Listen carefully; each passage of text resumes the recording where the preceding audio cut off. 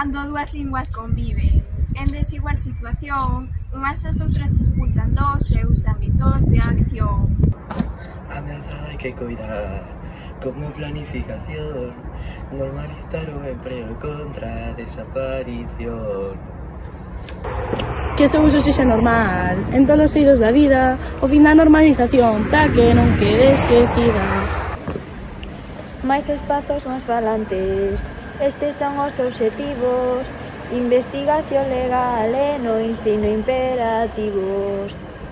Na vida cotiá impulsala, estandarizar continuo e cos seus recursos propios para un futuro máis digno. As linguas non visuais influyen unhas ás outras, integrando os estudios coa investigación nacionais. A fala galega escoito, sons abertos non distingo, o ese e o X confundo e os pronomes mal coloco. O xénero tropo e mudo, sen artigo falas veces, castelanismos emprego e frases allas teceo. Ás veces por graza humor, mesturamos en razón, interferencia lingüística pode ser preocupación. Preservemos o seu uso, con orgullo e con paixón, que o galego siga vivo en todos os corazóns.